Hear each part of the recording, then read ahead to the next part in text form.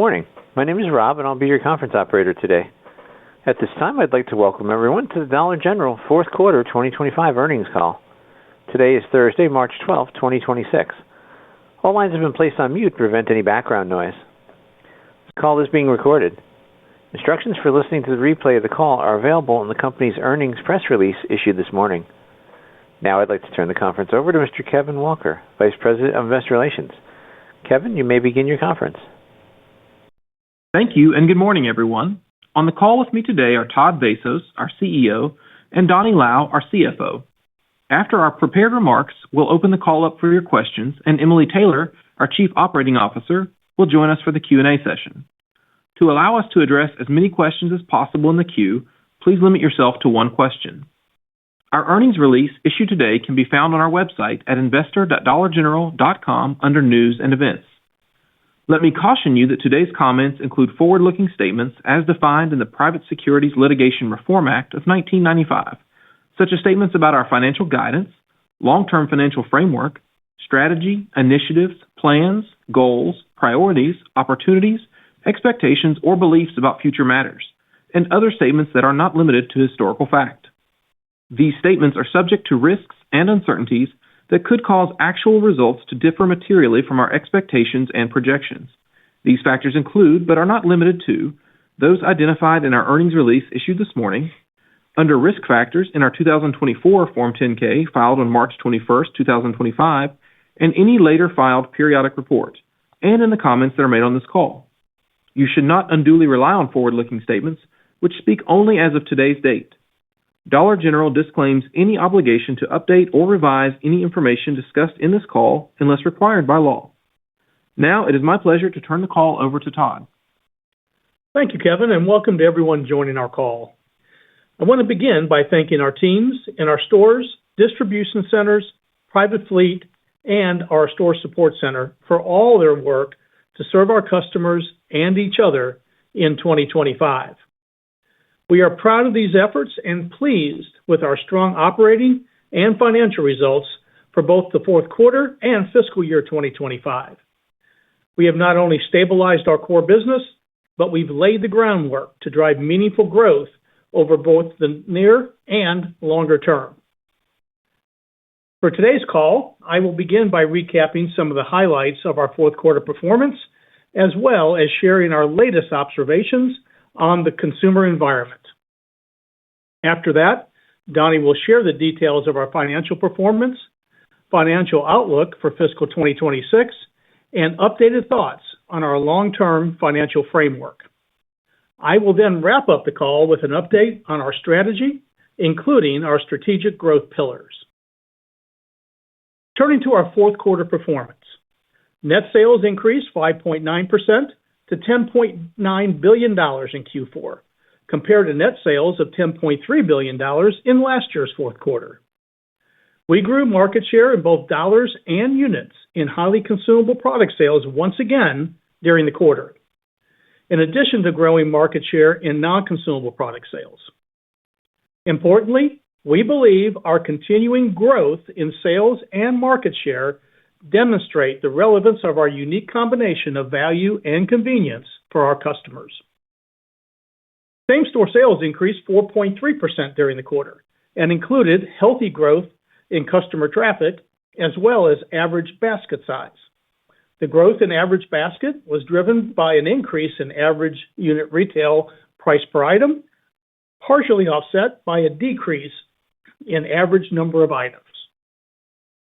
From a monthly cadence perspective, while January was the strongest period of the quarter and included a benefit from consumer stock-up activity ahead of winter storms, all three periods delivered comp sales growth above 3.5%. For the fourth consecutive quarter, we delivered broad-based category sales growth with positive comp sales in each of our consumables, seasonal, home, and apparel categories. Notably, sales in the combined non-consumable categories outpaced a solid increase in consumable sales also for the fourth consecutive quarter.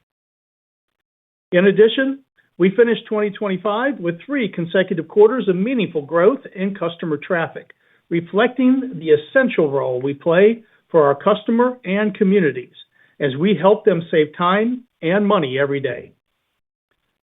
Customers across all income brackets continue to stress the importance of finding value as they shop, and we are meeting this need as we continue to grow penetration with households of all income levels. And while we continue to be pleased with our pricing position against competitors and other classes of trade, we know value is multifaceted, especially for our core customer.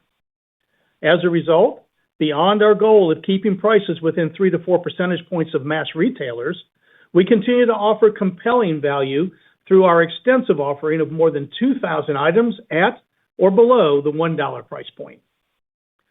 These items are clearly resonating with the customer, as evidenced by the strong performance of our Value Valley offering, which is comprised of more than 500 rotating items, all priced at $1.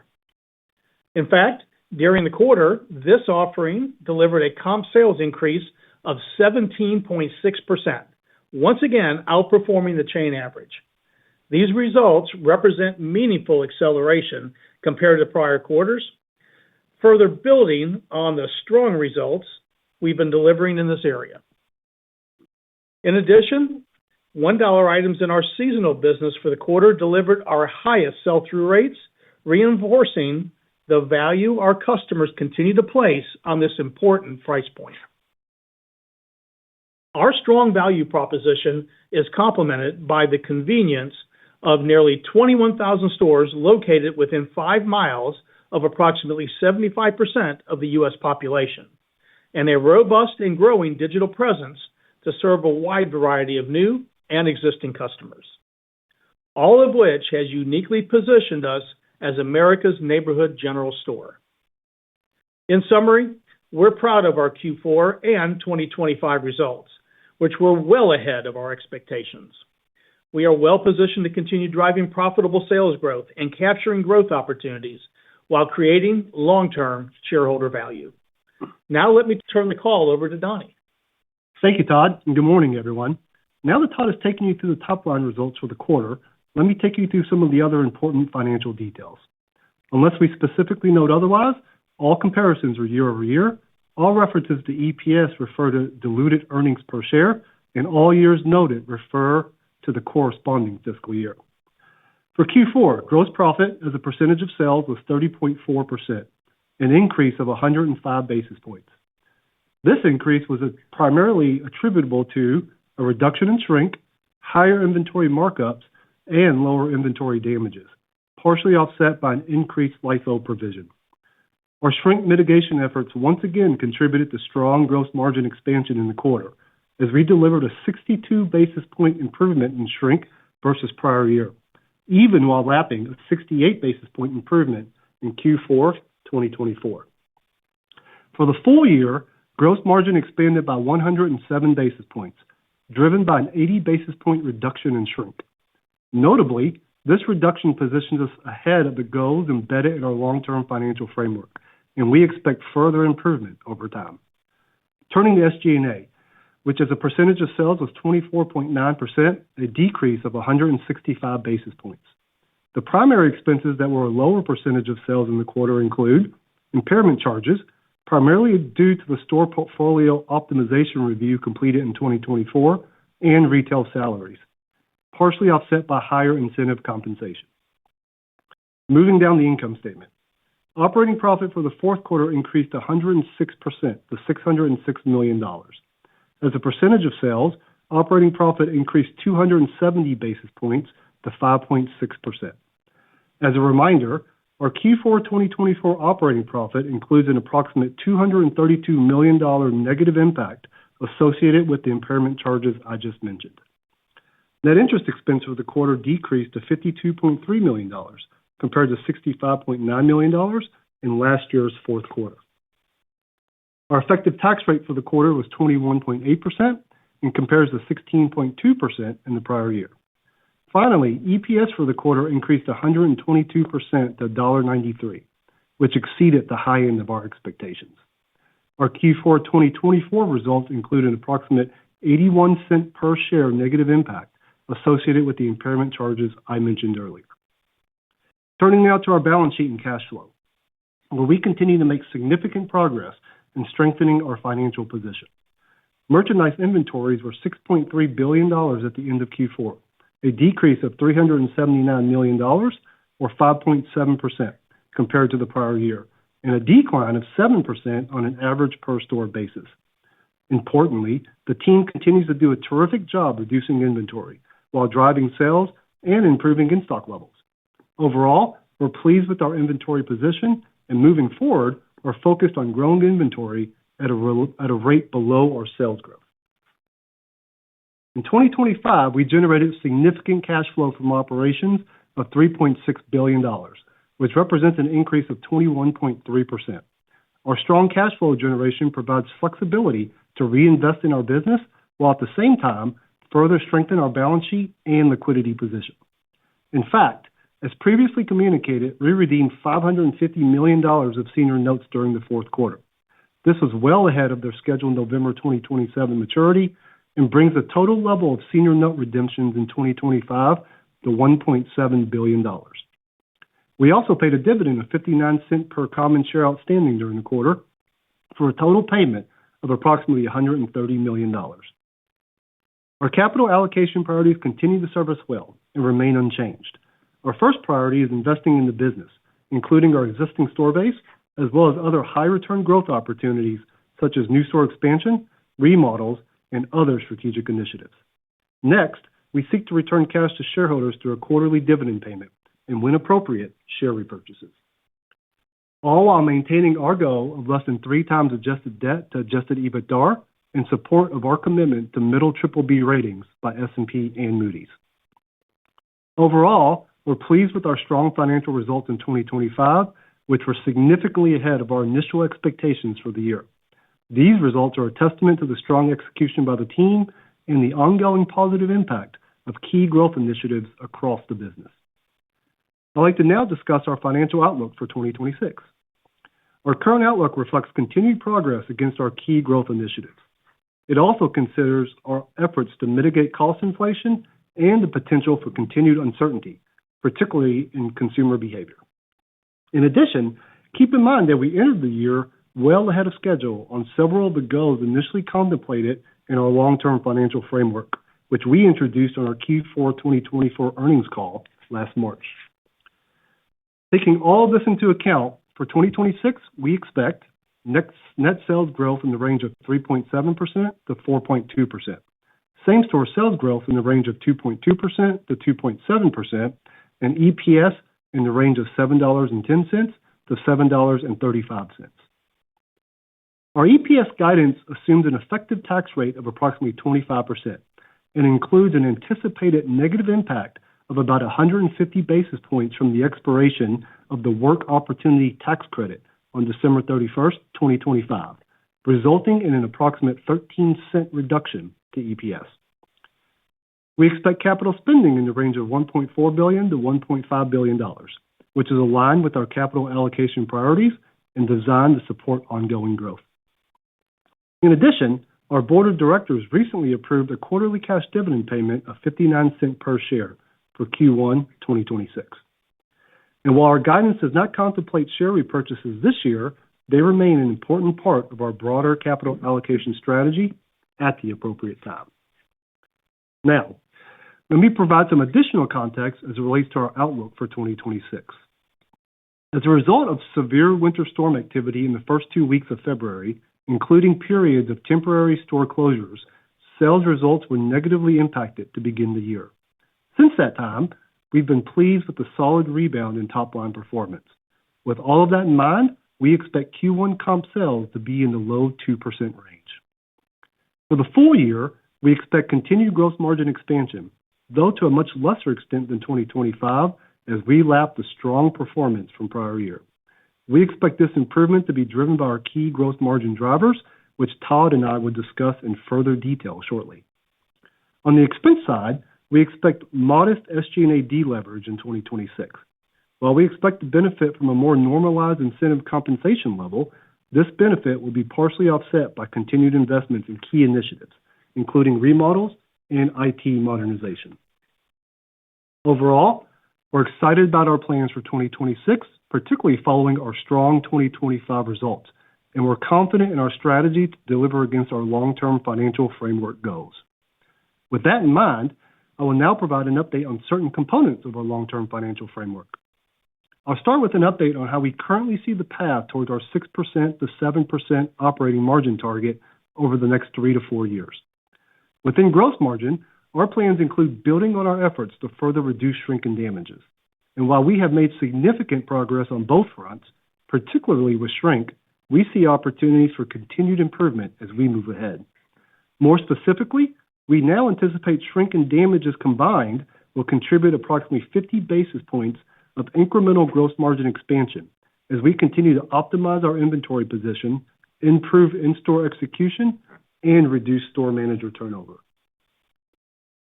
We're also executing against a combination of other gross margin drivers, including DG Media Network, non-consumables merchandising, supply chain productivity, and category management. Importantly, many of these initiatives are still early in their maturity curves. In total, over the next 3 to 4 years, we expect these combined initiatives will contribute at least 120 basis points of gross margin improvement, including approximately 50 basis points from our DG Media Network. With regards to SG&A, we continue to target reductions through initiatives designed to simplify work and drive greater efficiencies, reduce repairs and maintenance expense, and stabilize growth in depreciation and amortization. And while the goals in our framework assume a modest degree of SG&A deleverage, we're excited about the potential to deliver savings in these areas while supporting continued growth across the business. Finally, we are pleased to continue to return cash to shareholders through our strong dividend.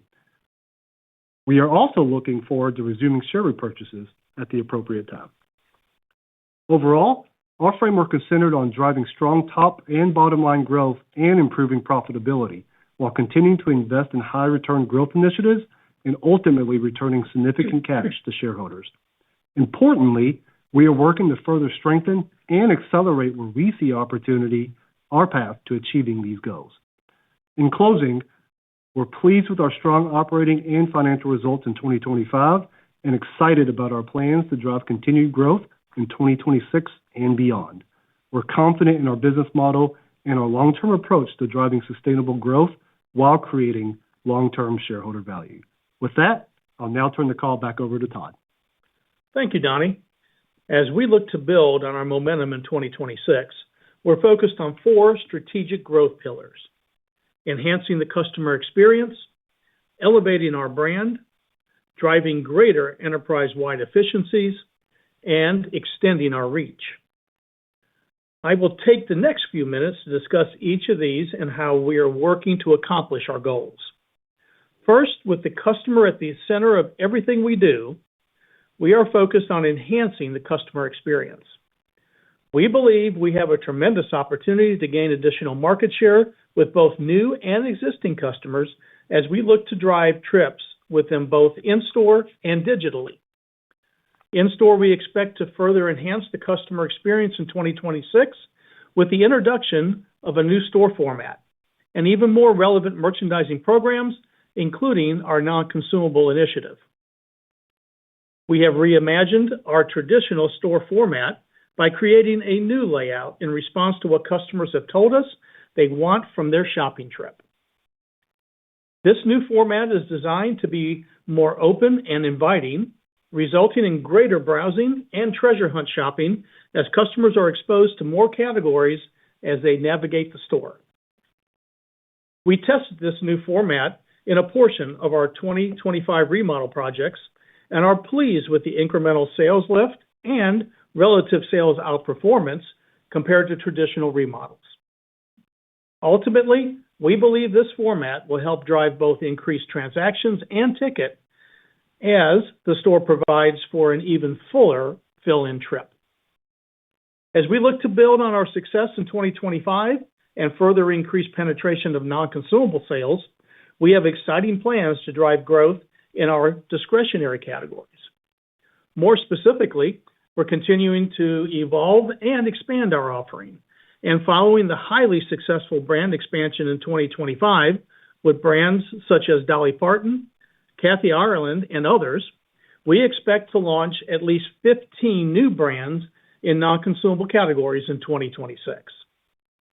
In addition, as we look to showcase even more value in non-consumable categories this year, while continuing to drive profitable sales growth, we also plan to capitalize on a number of other exciting opportunities in these areas, including building on our proven closeout buying strategy, launching a loyalty program in key non-consumable categories, and growing non-consumable sales through shoppable social marketing.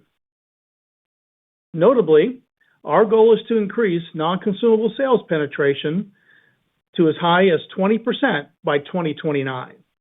This would represent meaningful gross margin expansion and is an important component of our long-term financial framework. In addition to the multitude of in-store initiatives in place, we are also advancing our digital initiatives as we seek to further enhance the omni-channel consumer experience at Dollar General. We have established a robust digital ecosystem in recent years, with more than 7 million monthly active users on our DG app and a total of more than 100 million markable customer profiles. Our digital offerings are an important complement to our expansive physical store network and a key driver of incremental value and convenience for our customers. As we look to drive future growth, we are focused on scaling our delivery options, personalizing the experience for our customers, and growing the DG Media Network.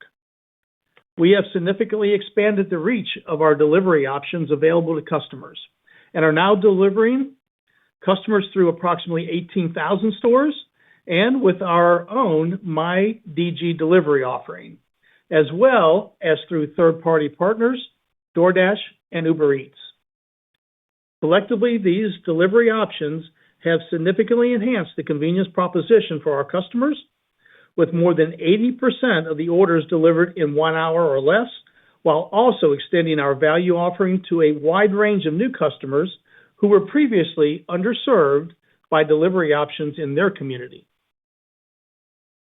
As we continue to see larger basket sizes than an average in-store transaction and very strong repeat visit rates, our rapidly growing delivery platforms are becoming a more meaningful sales driver. In fact, we estimate delivery sales contributed approximately 80 basis points to our comp sales growth of 4.3% in Q4.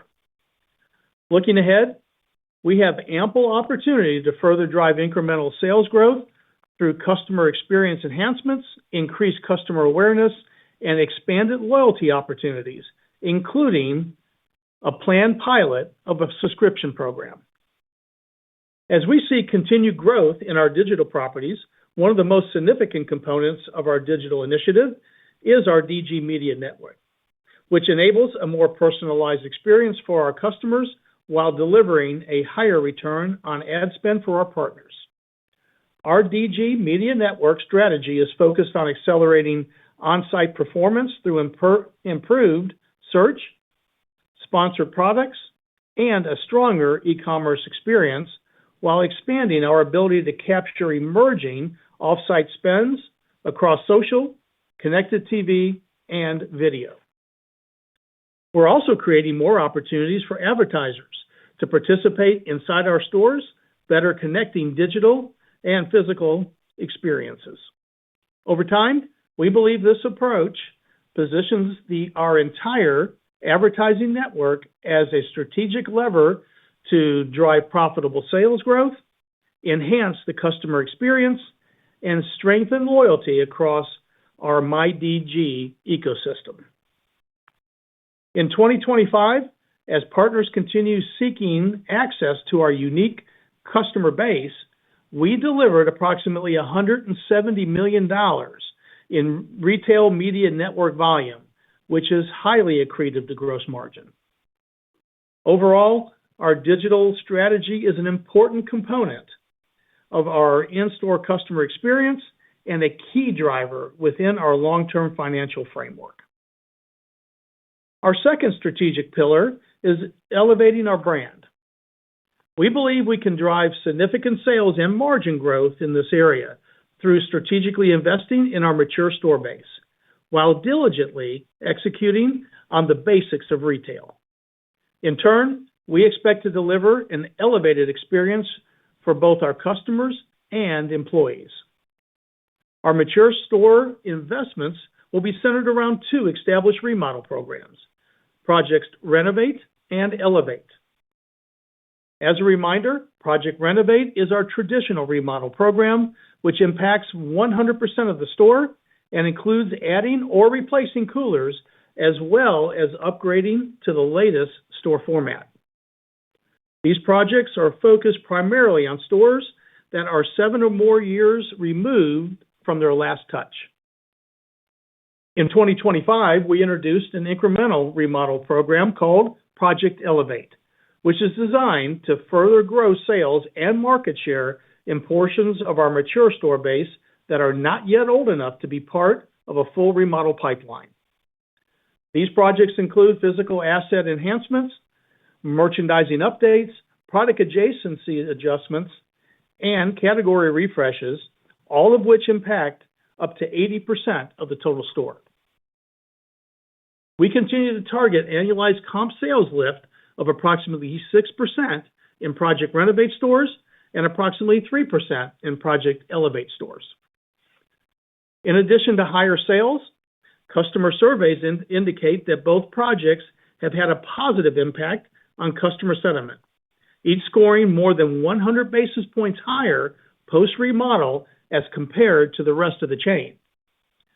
Our store employees are also excited about the enhancements and the positive impact on their ability to serve our customers. In fact, following project completion, both remodel programs have lower store manager turnover rates compared to the chain average. Importantly, these improvements contributed to an overall reduction of more than 375 basis points in company-wide store manager turnover in 2025. We have ample opportunity to continue elevating our brand through these projects and continue to expect to execute 2,000 Project Renovate remodels and 2,250 Project Elevate remodels. Our third strategic growth pillar is driving greater enterprise-wide efficiencies. We are actively pursuing a number of opportunities to drive greater efficiencies and lower costs throughout the organization, including increased supply chain productivity, further simplification of our stores, inventory optimization, and increased use of artificial intelligence. Within our supply chain, we are committed to integrating technology that can enable improved execution and drive greater productivity while maintaining operational flexibility. In turn, we expect to see higher levels of employee engagement and lower employee turnover in our supply chain, which will further enhance productivity. Regarding transportation, we continue to leverage our private truck fleet for approximately half of our outbound transportation needs across the network.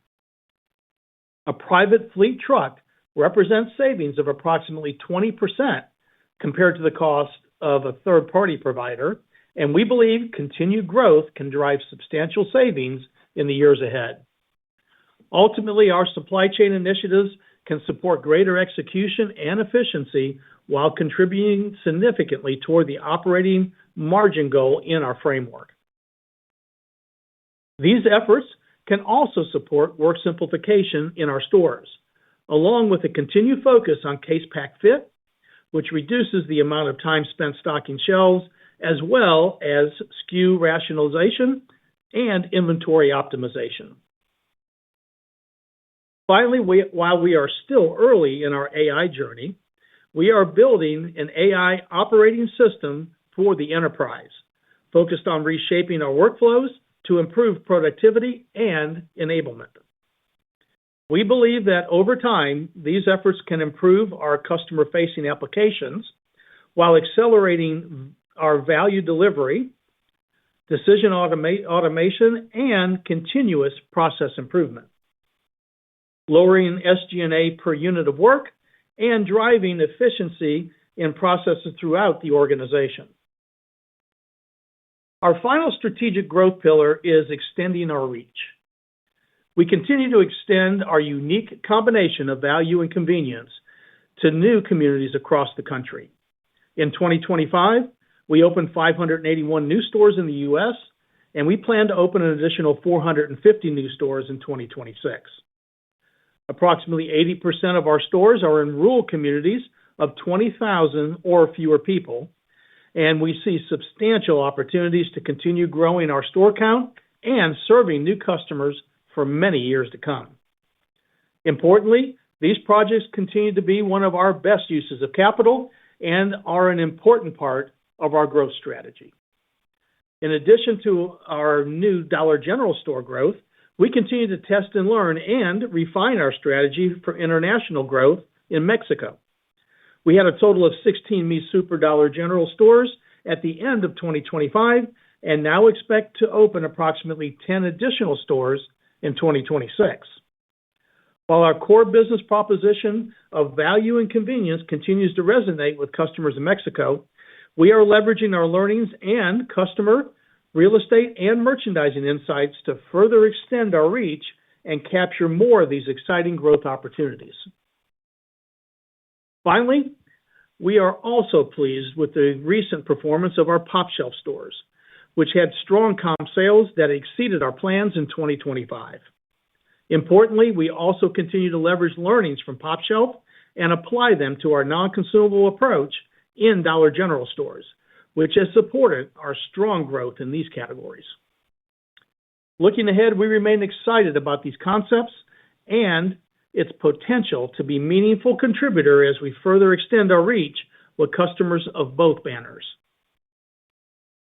Overall, we're excited about our plans for 2026, as well as our initiatives to drive long-term growth. We believe these strategic growth pillars provide even greater strategic focus and clarity as we continue to advance our progress toward the goals laid out in our long-term financial framework.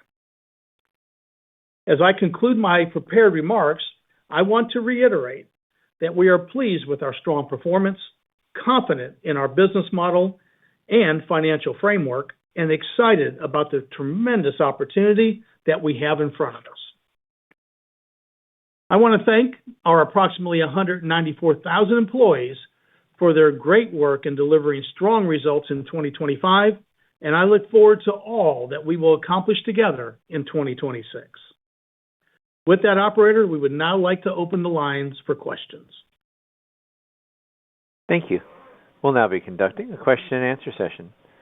We ask that you limit yourself to one question to allow as many as possible to ask questions this morning.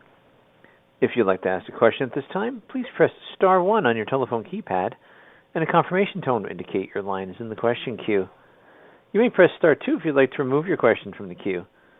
For participants that are using speaker equipment, it may be necessary to pick up your handset before pressing the star keys. Thank you. And the first question comes from the line of Matthew Boss with J.P. Morgan. Please proceed with your question. Thanks, and congrats on a nice quarter. Thank you.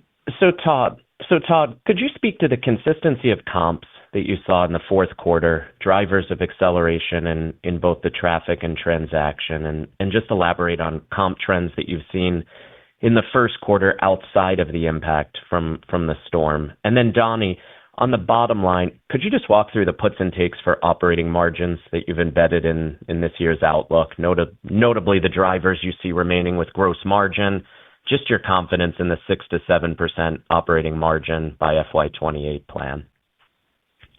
Great. Yeah, I'll start, and Donnie, I'll let you jump in. Sounds good. Yeah, Matt, our comps, we felt really good about them in Q4. Actually, when you think about Q4, as my prepared remarks talked, or Donnie's, we were 3.5 at least across all three periods.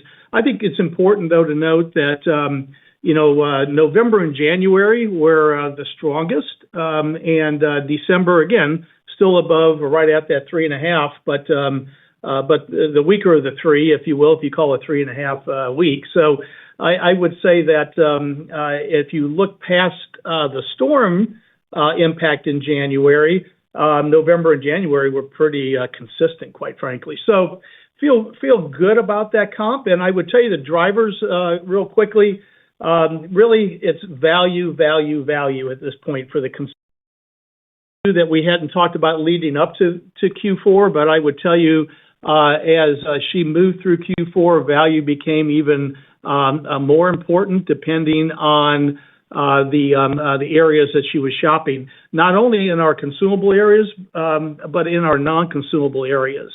What I'm proud of on the drivers is non-consumables outshined again a strong consumable sales number, and that for us is very important, but also for our consumer, and it shows that value is important to her. Here's how I would line up the importance of the sales line for Q4, and quite frankly, as we move into Q1.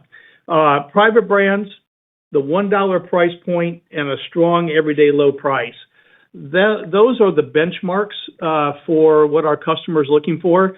On that $1 price point, Matt, we saw a very strong take rate across both consumables, non-consumables, highest sell-through rates, on our non-consumable areas in the $1 price point. And I would tell you that that drumbeat has continued in Q1.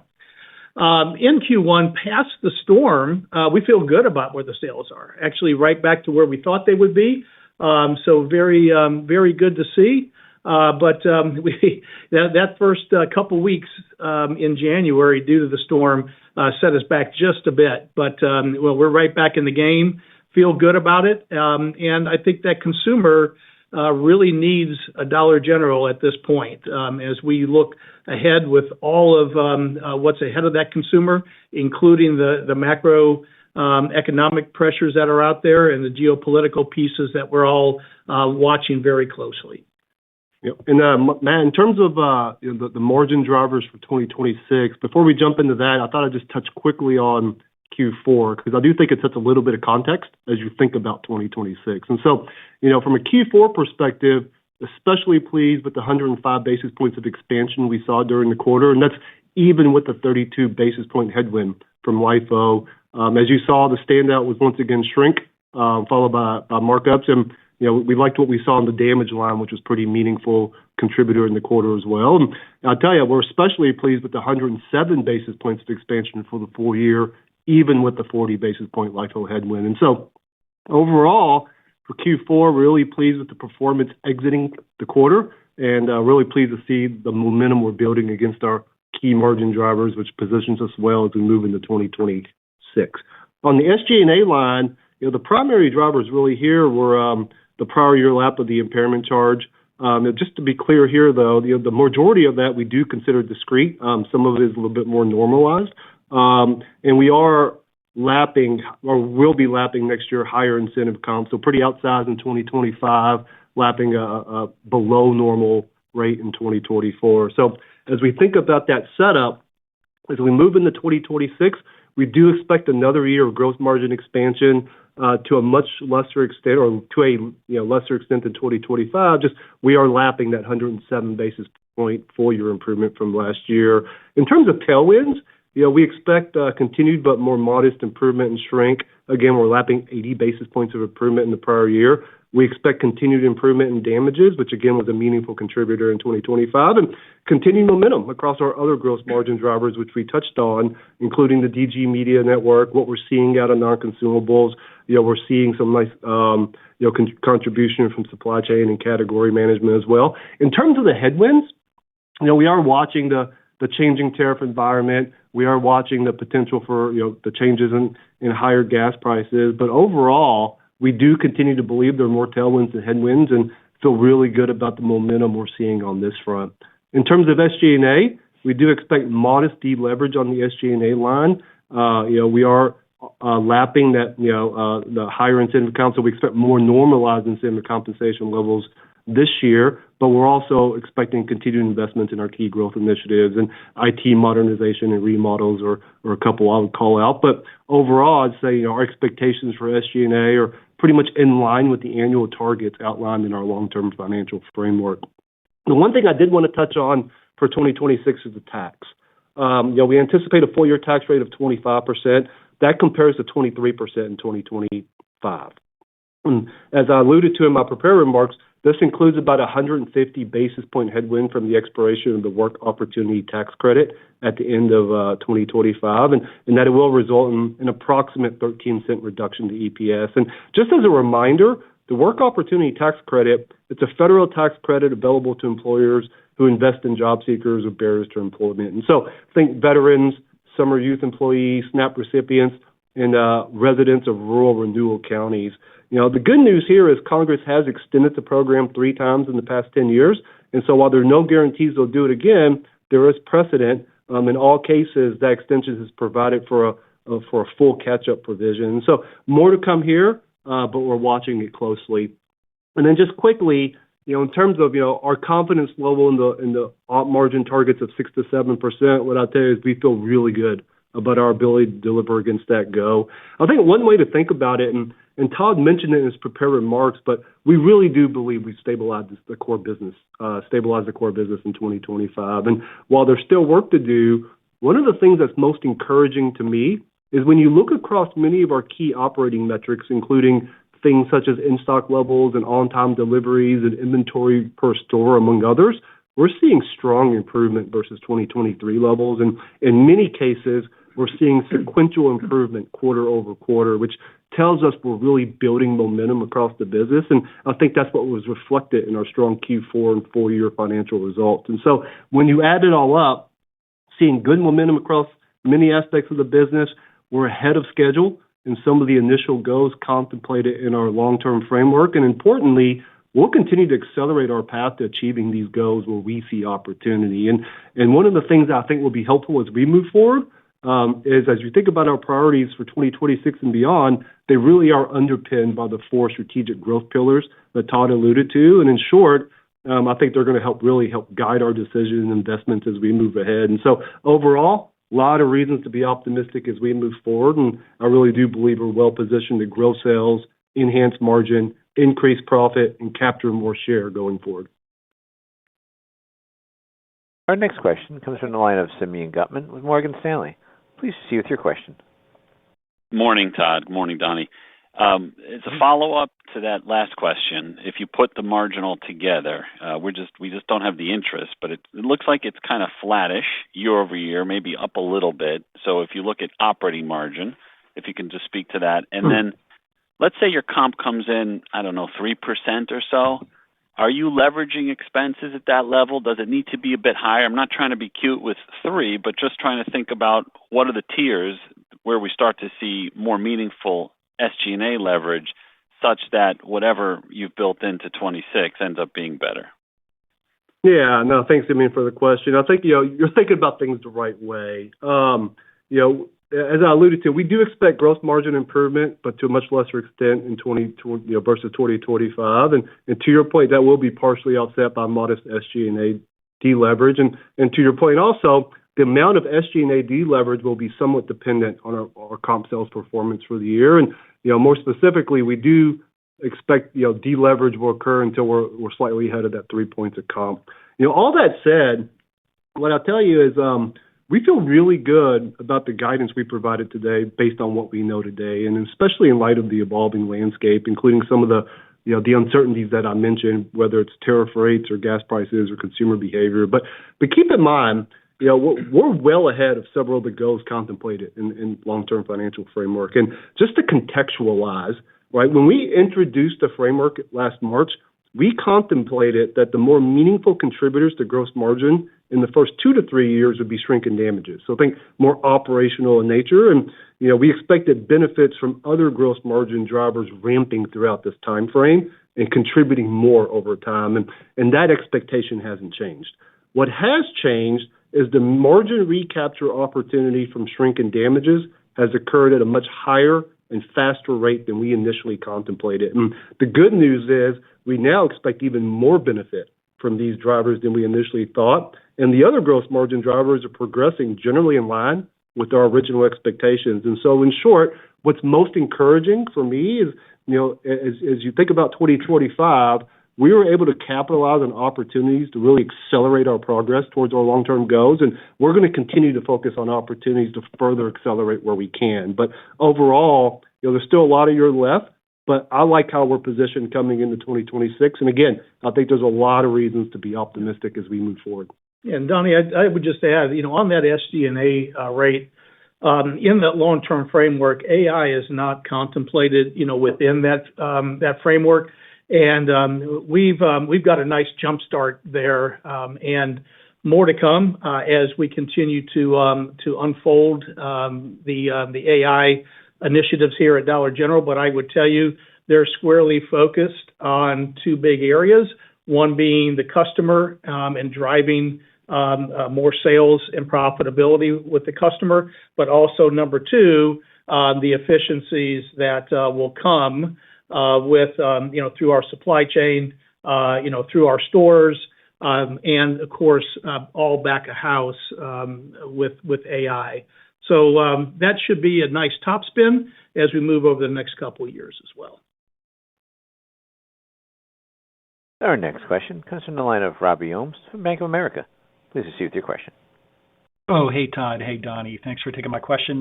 Actually, two, just inflation. Can you talk about, how much inflation helped, in the fourth quarter, and then, given the LIFO charges, but maybe just walk us through what the inflation expectations are in consumables and non-consumables and what's driving that for 2026.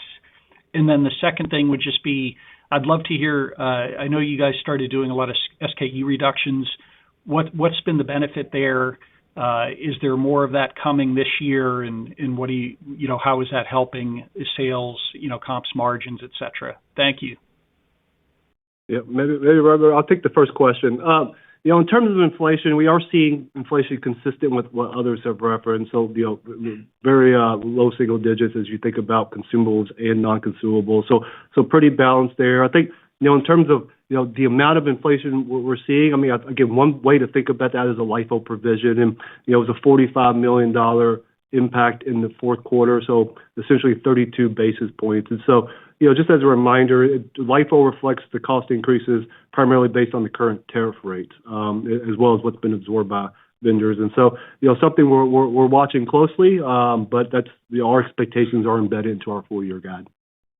And what I'll do is just quickly start, but I'd like to pass over to Emily Taylor to talk a little bit about the SKU reduction. But it's been the cornerstone of part of our stabilization of retail, and I would tell you that the team has done just a fabulous job over the last 2 years, quite frankly, in reducing inventory, and there's more to come. So Emily, maybe if you would talk about that just a bit. Sure. We've had aggressive SKU reduction plans really over the last few years. Over 1,500 SKUs have been taken out of the assortment. And I'll echo what Todd said. The team has done an excellent job of navigating that while also supporting growth in the business. We do have a net reduction plan for 26, and the team's well underway on getting that executed. Some of the benefits that come from it, and Todd mentioned inventory reduction, certainly has been helped with the SKU reduction, in addition to a lot of other work that's gone around inventory optimization. But also, it ultimately supports a simplification effort that we've had, not just as it relates to our store activity, but also our entire supply chain. And I'll call out a couple of other things that have really helped that effort. The team has also reduced floor stands pretty significantly in stores, which has helped reduce the overall clutter inside our stores, and that continues to be executed as done. And then from a supply chain perspective, our DCs are executing more aggressive seasonal sorts, which helps to make sure stores are able to get product to the shelf faster. And we've seen great results there. Todd mentioned case fit earlier. That continues to be a focus of the team, which also supports overall SKU reduction inside the store. And it really does come together to support higher and better in-store conditions, which we're measuring in terms of clean, in-stock, recovered, and engaged. And all metrics as it relates to that are up significantly versus prior year. So really excited about the results that the team's achieved and really believe it gives us momentum as we move forward to continue to drive these results. The next question is from the line of Rupesh Parikh, Oppenheimer. Please proceed with your question. Good morning, and thanks for taking my question. So two quick ones for me. So just from a modeling perspective, anything to highlight from a quarterly cadence perspective on the bottom line? And then with your non-consumable efforts, just overall confidence in sustaining the momentum, what's performed better than expected, and what are you assuming for trade-in this year? Yeah, so I'm happy to take the first question, Rupesh. I think not a lot to add versus what we've already talked about. In terms of the margin side of the house. Again, expect another year of margin expansion. We talked about the tailwinds and the headwinds. We talked a little bit about the SG&A and tax.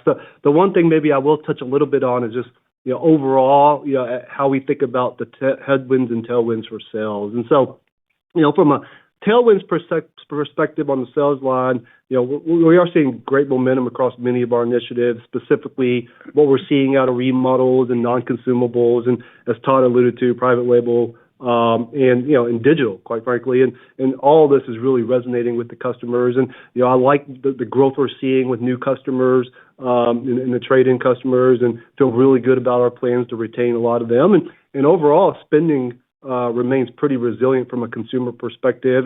And also keep in mind, right, that the OBBA, we do expect the tax relief to come in. We think that we'll be able to capture our fair share and hopefully more, and we're still early in the season there.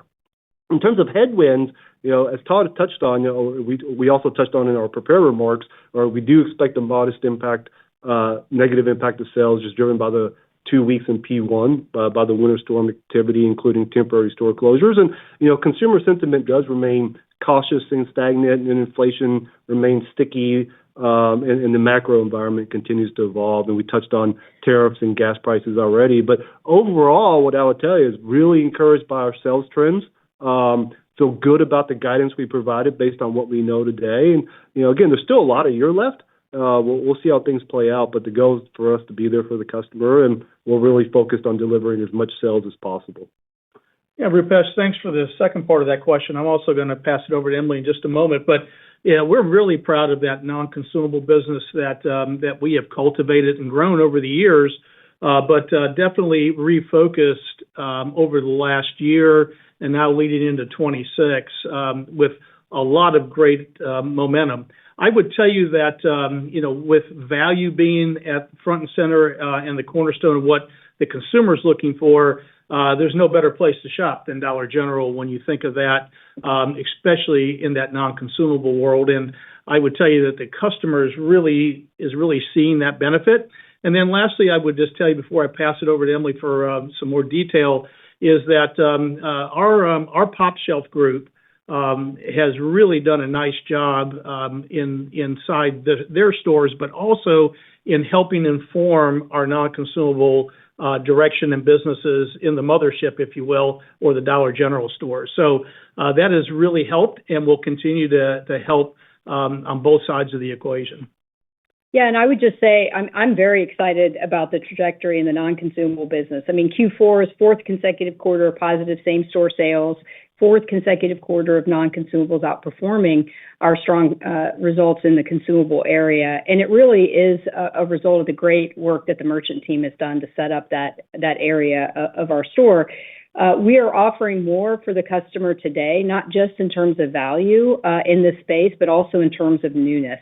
And that's really helping to drive the results. So we've talked a lot about our brand partnerships, really focused on Dolly, Kathy Ireland, both very successful launches for us in 25. But as we move forward, the team has much more aggressive plans in place, and we're excited to bring that to life. I won't take you through the whole list, but 15 brands will launch this year, and I think it'll resonate very strongly with the customer. Again, emphasizing that value component, but also the surprise and delight that the team has worked so hard to bring to life in this space.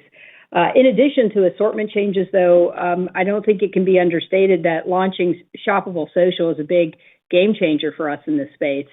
This is a brand new way of shopping for a category that shoppers do tend to engage digitally more than with the rest of the store. And so bringing that to life through our delivery network that we've built out in the non-consumable space really changes the way our customer can interact with this area of our store. In addition to that, the team will keep working on making sure that we're bringing the right value to life, whether that's through direct purchase programs or through closeout buying. And the team looks at that closely. We think there's more opportunity on closeout, again, to drive even better value, but also find those surprise items, surprise brands perhaps that a customer wouldn't expect inside our store. So I think it all comes together to say, it helps explain the great trajectory that we're already on, but also gives us a lot of confidence in building on that as we move ahead. The next question comes from the line of Kate McShane with Goldman Sachs. Please receive with your question. Morning. Thanks for taking our question. We were wondering, with regards to the delivery that you've been so successful at rolling out, it has seemed fairly seamless, but we wondered what you've had to do on your end to ensure the customer experience has continued to be positive, and if there's any kind of incremental labor that has been needed as a result of rolling this out. Kate, thanks for the question. Great to hear from you. I would tell you that it has been fairly seamless. Now, as you would imagine, with a company our size and scope, that we were paddling pretty hard on the backside to make it look seamless. The important thing is for the consumer, they have loved the initiative so far. As you imagine, we're only a couple of years into this, and last year being, quite frankly, a very strong year for us. And you heard that 80 basis points of our comp in Q4 was delivered through that delivery mechanism. I would say that as I look forward, the great thing about the delivery program for me is that the customer is already resonating, and we're just getting started, right? And so, we've been on the third-party journey for the last couple of years, but really just launched in earnest My DG Delivery in 2025. And that's really where we'll get the majority of the leverage to include that media network, which has already contributed greatly to the gross margin and will continue to do so. And Emily, you may want to give us just a couple of bullet points on delivery. Yeah, sure. So from a delivery perspective, really excited about it. I'll address some of the focus areas for us in delivery. I mean, certainly in-stocks matter a lot as it relates to the ability to fulfill the delivery orders. And that's where, our in-stocks in Q4 were up about 250 basis points above where they were same time period last year. So we'll continue that focus, and that, of course, helps our in-store business as well as delivery. We're also very focused on the digital experience for the customer. And so we have enhancements that are coming out that I think our customers are going to be very excited about, including an improved and expanded search capability, which is very important for the customer. It's also important for the media network.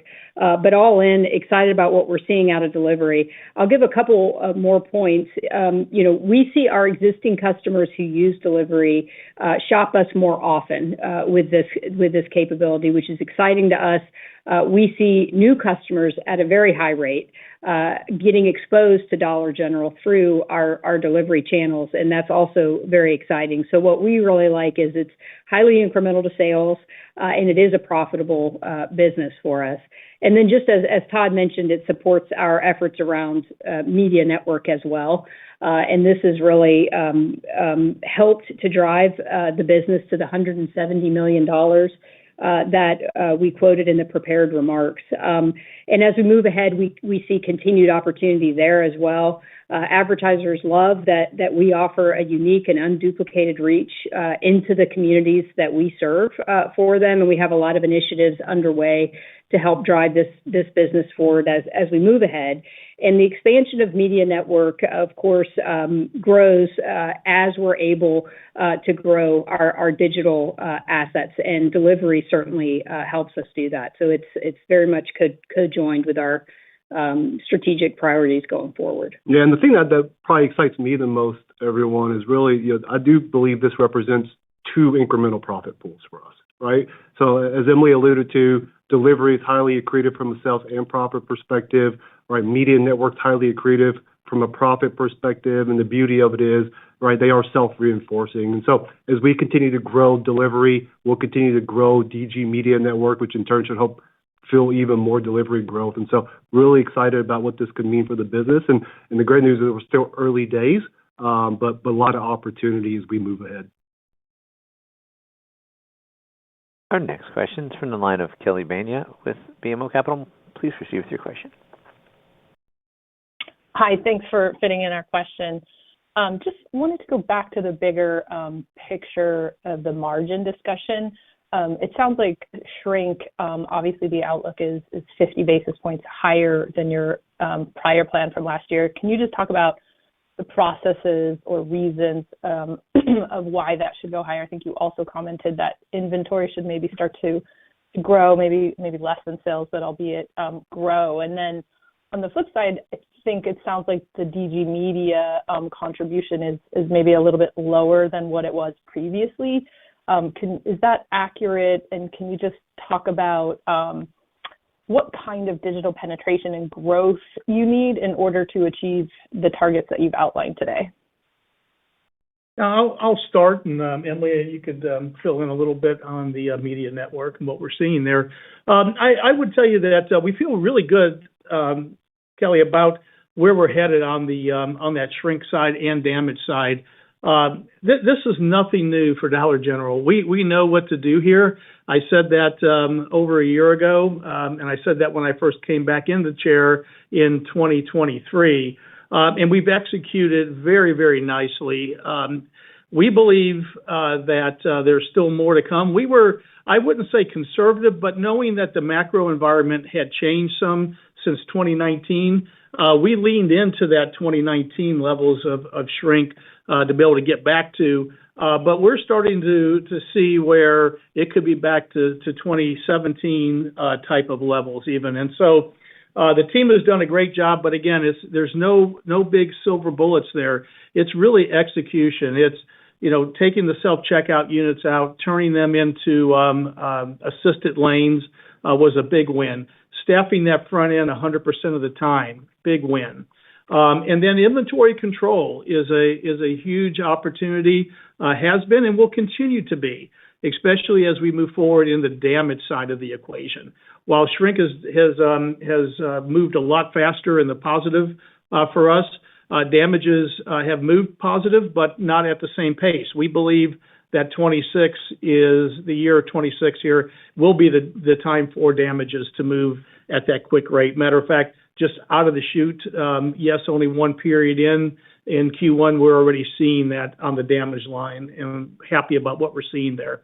So more to come, more to like there. And how I would think about that in totality is it gives us, and Donnie mentioned, a much more confidence in achieving, even that higher ends of the framework that we put out there. So that's how I would look at it as an investor. But Emily, you may want to just talk a little bit about the media network and all the great things that we've got there. Sure. So just first, as a reminder, we started the media network here at Dollar General back in 2018. Team has done a really nice job building it into the $170 million business that it is today. But we do see a big opportunity as we move ahead to continue to increase that. Some of the specific opportunities that we see would first be growth in owned and operated properties. So this is in our app, our website, and our stores as well. From an app and website perspective, the search that I mentioned previously that matters so much to our customer is also very important to advertisers. And that is going to roll out this year, and we're excited to bring that to life. From an in-store perspective, we are rolling out new opportunities, including an in-store audio program this year. And in-store media overall, which is, of course, right at the point of purchase for our customers, really appeals to the advertisers that we have in the network because of the high returns that they see and because of the scale that we can deliver with our 21,000 stores. At the same time, as we're focused on growing owned and operated, we are expanding our off-site footprint as well, looking into more expanded social placements, connected TV, and video. And as we roll that out, we do have in place closed-loop measurement for our advertisers so that they're able to see returns and, of course, so that we can monitor and measure and help drive those as well. So really a lot going on in the media network that gives us good confidence that we can continue to grow it. And as we said, growing delivery matters a lot as we increase our audience size. And so I do think that also gives us a tailwind as we continue to scale that business. Thank you. Our last question will be coming from the line of Seth Sigman with Barclays. Please proceed with your question. Hey, good morning, everyone. Great progress.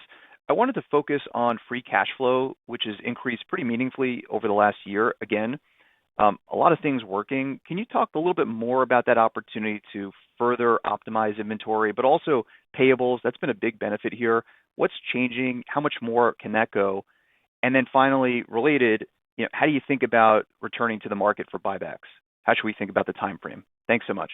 Yeah, no, appreciate the question. And maybe I'll just take a step back and talk a little bit more about capital allocation, which then will kind of dovetail a little bit more into the cash flow generation ability of this business, which obviously is very substantial. As we alluded to in the prepared remarks, the capital allocation priorities really haven't changed there at Dollar General.